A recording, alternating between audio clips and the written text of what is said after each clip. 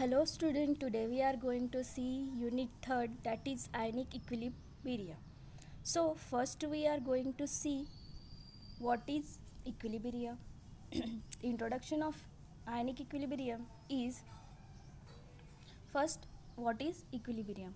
So equilibrium is a state in which opposing force or influence are balanced. म्हणजे दोनही force कोणतेही दोन force apply होत असेल, ठीक आहे, म्हणजे अपोजिंग फोर्स हा आणि हा हे दोघंही जण काय होतात, बॅलन्स्ड होतात. याला काय म्हणतात आपण, इक्विलिब्रियम. तर types of equilibrium is two types, chemical equilibrium and ionic equilibrium.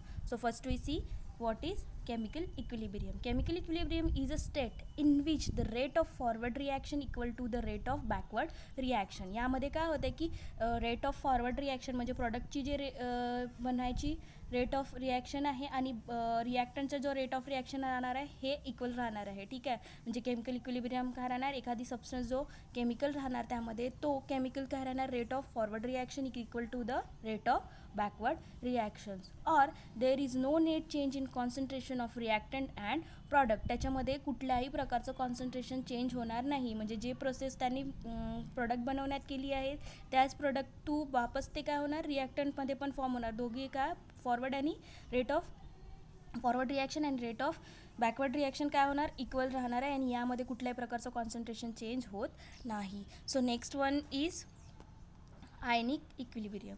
आयनिक इक्विलिब्रियममध्ये काय होतं आहे की आयन्स, फर्स्ट का वर्ड आलेला आहे आयनिक. आयनिक मीन्स आता काय होतं आहे की आयनिक म्हणजे आयन्स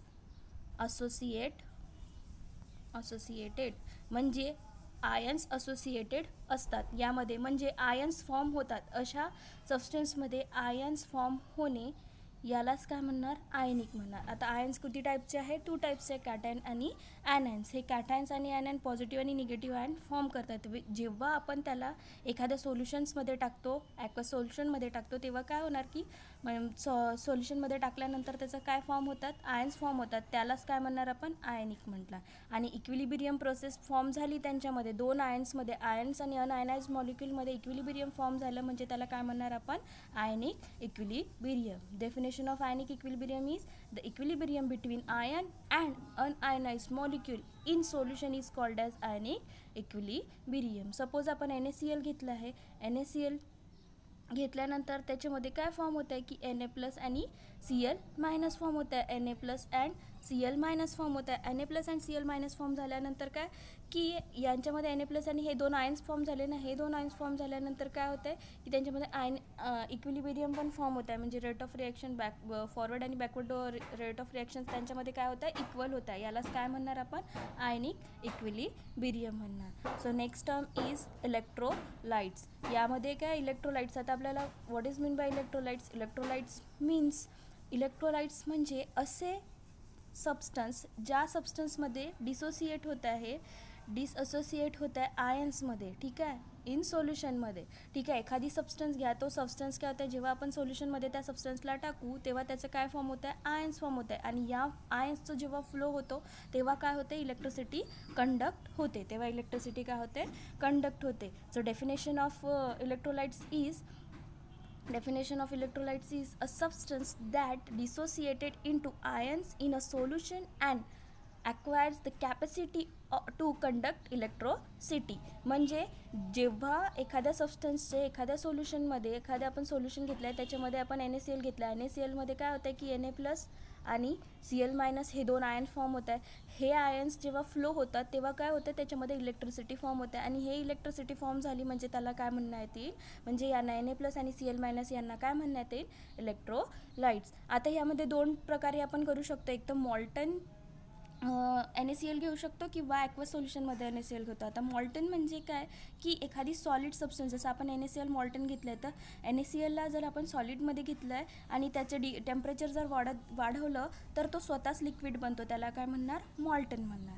तर ह्या मॉल्टनमध्ये किंवा मग सोल्युशन घेतलं आपण NaClचं, तर त्यांच्या दोघांमध्ये काय होतं की आयन्स फॉर्म होतं आहे. आयन्स फॉर्म झाल्यानंतर काय होते, आयन्स फॉर्म झाल्यानंतर त्यांचा फ्लो झाला की ते इलेक्ट्रिसिटी कंडक्ट करतात. इलेक्ट्रिसिटी कंडक्ट झाली म्हणजे त्याला आपण काय म्हणणार, electrolytes. electrolytes. Another definition of electrolytes is a chemical compound that conduct electricity by changing into ions when melted or dissolved into a solution. एखादी सबस्टन्स केमिकल कंपाऊंड आपण जेव्हा मेल्टेड केलं और डिझॉल्व केलं सोल्युशनमध्ये तेव्हा ते काय फॉर्म करतात, आयन्स फॉर्म करतात आणि आयन्स फॉर्म झाल्यानंतर ते काय करतात, इलेक्ट्रिसिटी फॉर्म करतात. त्यालाच आपण काय म्हणणार, electrolytes. So next point is if solid dissolve into more quantity then number of electrolytes is more. म्हणजे इलेक्ट्रोलाइट्समध्ये जेव्हा आपण सोल्यूट जास्त डिझॉल्व केला तेव्हा नंबर ऑफ इलेक्ट्रोलाइट्स काय असणार, जास्त राहणार. Next term is topic types of electrolytes.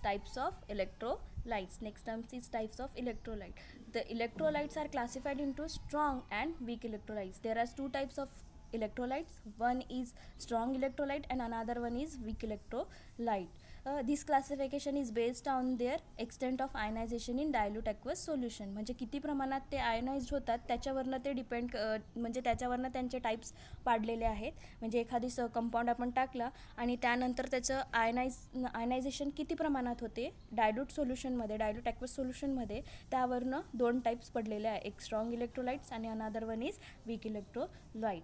So first we see strong electrolyte. The definition of strong electrolyte is the electrolyte ionization completely or almost completely are strong electrolytes. For example, strong acid, base, strong base and salt. म्हणजे जेव्हा आपण एखादी substance घेत आहोत, जर आपण तो substance 100 ग्राम घेतला आणि त्याचं आयनायझेशन हे 100% झालं, म्हणजे टोटल आयनायझेशन झालं, त्याला आपण काय म्हणणार, स्ट्रॉंग इलेक्ट्रोलाइट. जर आपण 10 ग्राम NaCl टाकलं एखादी सोल्युशनमध्ये तेव्हा 10 ग्रामपैकी 10 Na+ आणि 10 Cl- हे जर मिळालं तर म्हणजे त्याचं टोटल 100% आपल्याला आयनायझेशन मिळालं, त्याला आपण काय म्हणणार, strong electrolyte. So next term is weak electrolyte. So what is mean by weak electrolyte? The electrolytes which dissociate into a smaller extent in aqueous solution are weak electrolyte. जसं strong इलेक्ट्रोलाइटमध्ये ते 100% dissociate झाले आणि त्याचे 100% dissociate झाल्यानंतर 100% आपल्याला इलेक्ट्रोलाइटचं काय electricity मिळालेली आहे. त्याचप्रमाणे वीक इलेक्ट्रोलाइटमध्ये काय होतं की ते टोटल 100% डिसोसिएट होत नाही. मीन्स जर आपण 10 ग्राम टाकलं तर 10 पैकी 1 ते 5 ग्राम फक्त ते डिसोसिएट होऊ शकतं, तर त्याला आपण काय म्हणणार, वीक इलेक्ट्रोलाइट. आता हे डायल्यूट सोल्युशनमध्येच होतं, तर याचे एक्झाम्पल काय, weak acid and weak bases. So next point is the weak electrolyte dissociate only partially in dilute aqueous solution. Partially only in dilute aqueous solution. Aqueous सोल्युशनमध्ये ते फक्त काही प्रमाणात हे डिसोसिएट होतात. An equilibrium thus can be established between the ions and non-ionized molecule. ठीक आहे, म्हणजे आयन्स आणि नॉन आयनाइज्ड मॉलिक्यूलमध्ये काय होतं की इक्विलिब्रियम फॉर्म होते. जेव्हा CH3COOH जेव्हा आपण घेतो तेव्हा त्याचं काय मिळतं आपल्याला, CH3COO- प्लस H+, ठीक आहे, प्लस H+, हे आयन्स आपल्याला मिळतात. तर यांच्यामध्ये मॉलिक्यूल, नॉन आयनाइज मॉलिक्यूल आणि आयनाइज आयन्स यांच्यामध्ये काय फॉर्म होतं, इक्विलिब्रियम साइन फॉर्म होतं. वीक इलेक्ट्रोलाइटमध्ये होतं फक्त, ते स्ट्रॉंग इलेक्ट्रोलाइटमध्ये होत नाही. The ionization reaction is represent at double arrow between the ion and non ionized molecule. ठीक आहे, याच्यामध्ये इक्विलिब्रियम पण फॉर्म होतं आणि त्यामुळे त्याच्यामध्ये डबल हेडेड ॲरो पण असतात. So next term is degree of dissociation. So definition of degree of dissociation is a fraction of total number of moles of the electrolytes that dissociate into its ions when the equilibrium is attained. It represented by alpha. यामध्ये काय होतं आहे, DOD म्हणजे काय होतं की जेव्हा आपण, जर तुम्हाला मी 5 पोळ्या दिल्या आणि तुम्ही त्या 5ही खाल्ल्या, ठीक आहे, प्रत्येक स्टुडंटना 5 पोळी दिली, प्रत्येक स्टुडंटने 5 पोळ्या खाल्ल्या. पण काही स्टुडंट असे असतात की 5 पोळ्याचं युटिलायझेशन करतात, म्हणजे ते कुठेतरी खर्च करतात, आणि काही स्टुडंट आहे त्याच्यापैकी की 2 किंवा 3 पोळ्या युटिलाइज करतात. म्हणजे की सपोज कोणी ॲक्टिव्ह असेल तर तो खेळेल पण, अभ्यास पण करेल, बाकी सगळ्या याच्यामध्ये ॲक्टिव्ह राहतील. पण काही स्टुडंट राहणार फक्त की ते फक्त खेळतील, अभ्यास नाही करतील. म्हणजे त्यांनी फक्त 2 पोळ्या युटिलाइज केल्या आणि बाकीच्या 3 पोळ्या तशाच्या तशा राहतील. आणि जो ॲक्टिव्ह असेल त्याच्या 5च्या 5 पोळ्या युटिलाइज झाल्या. तर ते म्हणजे 5 पैकी 5 खर्च करणं म्हणजे डिग्री ऑफ डिसोसिएशन किती, 100% देणं. आणि काही 5 पैकी 2 पोळ्या खाणं म्हणजे काही प्रमाणात तो डिग्री ऑफ डिसोसिएशन काय करणार, कमी देणार. म्हणजे याच्यापैकी की टोटल नंबर ऑफ मोल, ठीक आहे, टोटल नंबर ऑफ मोल्स हे युटिलाइज करणं divided by number of moles, म्हणजे की दोघांमधलं fraction means total number of moles of electrolyte that dissociate into ions when equilibrium is attend. म्हणजे suppose आपण जर 100 इलेक्ट्रोलाइट्स घेतले आणि त्याच्यापैकी फक्त 5 इलेक्ट्रोलाइट्स हे डिसोसिएट झाले ते आयन्समध्ये, तर काय म्हणणार आपण की हे झालं degree of dissociation. So definition of degree of dissociation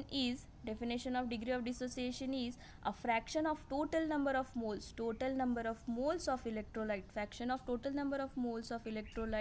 divided by that dissociate into its ions. म्हणजे alpha equals to number of moles जे डिसोसिएट झाले आहे divided by total number of moles. ठीक आहे. म्हणजे 100 पैकी जर 5 डिसोसिएट झाले तर आपण त्याला काय म्हणणार, अल्फा म्हणणार. आणि त्याच एक अजून टर्म्स त्याच्यामध्ये आलेली आहे, ती म्हणजे पर्सेंटेज डिसोसिएशन. आता पर्सेंटेज डिसोसिएशन मीन्स की अल्फा इंटू 100. जर 5 डिवायडेड बाय 100 तर याचं काय होणार की 5% फक्त पर्सेंटेज डिसोसिएशन येणार. 5% पर्सेंटेज डिसोसिएशन येणार, पण डिग्री ऑफ डिसोसिएशन किती राहणार, 0.05%. डिग्री ऑफ डिसोसिएशन 0.05% राहणार आणि पर्सेंट डिसोसिएशन किती राहणार, 5% राहणार. Equilibrium concentration of anion or cation, equilibrium concentration काढायचं असेल तर degree of dissociation multiplication of concentration. ठीक आहे. जर आपण कॉन्सन्ट्रेशनला मल्टिप्लाय केलं डिग्री ऑफ डिसोसिएशन तर आपल्याला काय मिळणार, equilibrium concentration of anion or cation. So unit of equilibrium concentration of anion and cation is mole per dm cube, where C is equals to molar concentration of an electrolyte. So next term is acid and bases. म्हटलं तर आपण पहिले acid and bases से familiar आहोतच आपण. Acid आणि bases पहिले आपण कसं क्लासिकल थेरीनी घेतलेलं होतं, म्हणजे टेस्टवरून किंवा लिटमस टेस्टवरून आपण त्यांचं ॲसिड आणि बेसेस आपण बघत होतो. पण काही असे ॲसिड आहेत की जे आपल्याला आता कळणार नाही, की फक्त टेस्ट आपण त्याची घेऊ शकत नाही किंवा